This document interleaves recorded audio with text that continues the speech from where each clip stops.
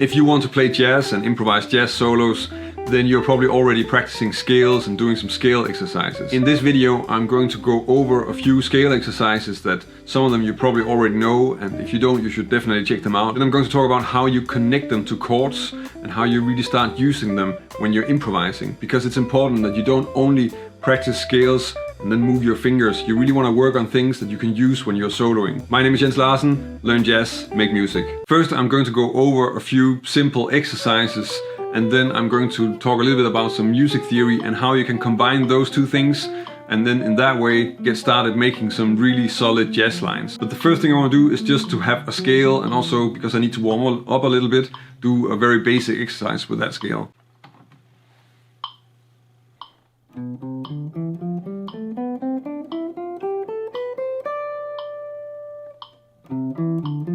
You want to practice exercises like playing the scale and also just playing the scale in thirds to develop some flexibility and also just to develop technique. It's going to help you do some of the other exercises that are the main focus of this video, and is also just in general really making you more flexible and more free when it comes to playing within the scale. The main focus of this lesson is to take the diatonic triads and practice them in different ways, and then also try to make some really solid jazz lines with them. This is because triads is probably one of the strongest melodies that we have. They're so useful, and if you know your diatonic triads, you have lots of options on each chord that you improvise over. To get familiar with the diatonic triads, then I think just doing the basic exercise of playing the triads through the scale is probably the best place to start.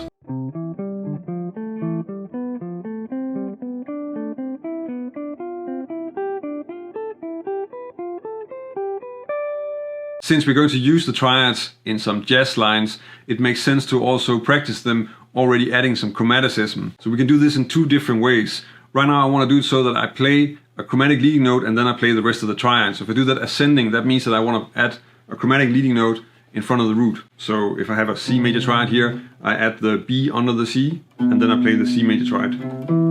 For the next note, the D minor, I add a C sharp. So first the C sharp and then the triad. And then you can take that through the scale.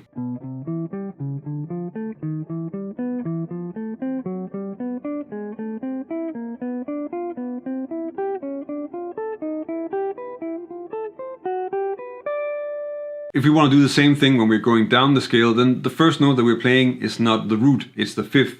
So if I play a descending G major triad, then if I want to add a leading note, I want to add it before the fifth, so that's a C sharp before the D, and then a B before the C in F major. So in that way we have a completely different exercise for that, but then we can play both ascending and descending triads with leading notes.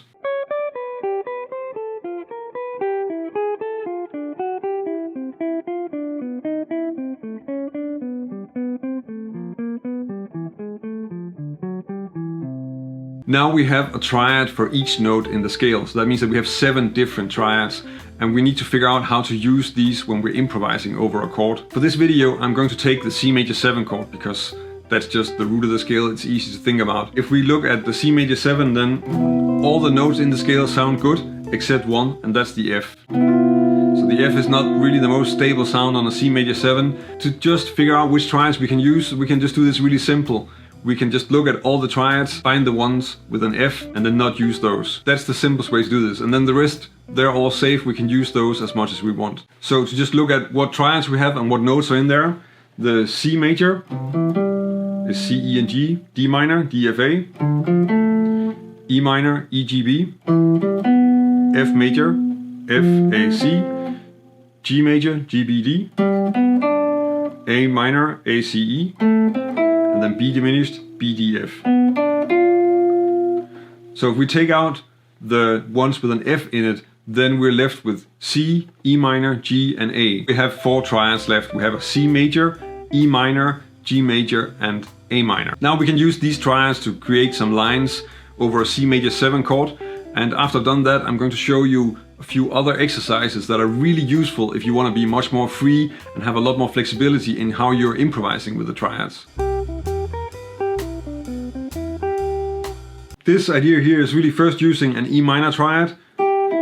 This is actually also E minor triad. Then I add the leading note from the 5th and play a descending E minor. A small scale movement.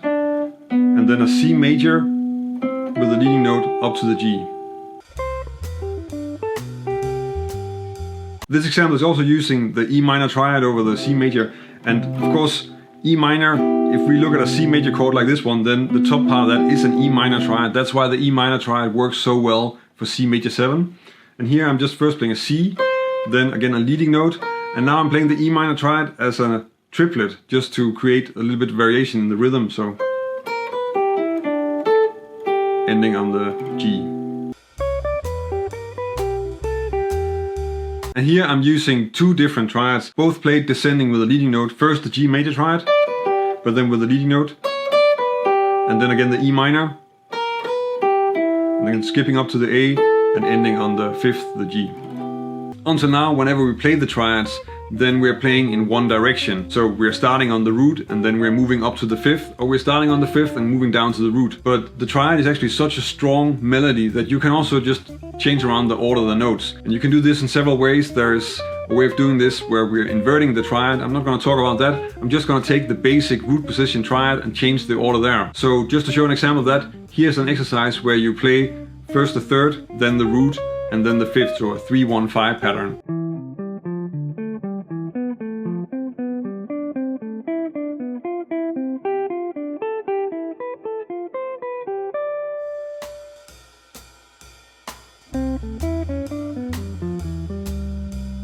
So in this example, I'm using the 3-1-5 pattern first on an A minor triad, where we have this A minor triad, but I'm playing 3-1-5. Then we get a descending G major triad with a leading note, running down the scale to the 3rd, and then ending the line on the 5th.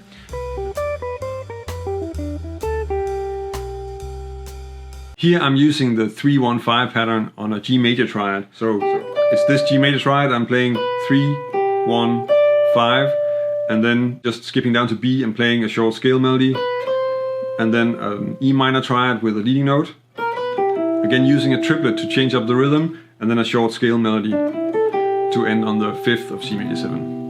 In this video, I'm of course mostly concerned with using the triads and the diatonic triads. I find that diatonic arpeggios is a really powerful tool that you definitely want to check out. If you want to check out a similar video where I'm working with the diatonic 7th chord arpeggios, then check out this video where I'm also using C major and just this position of the C major scale. Thank you for watching.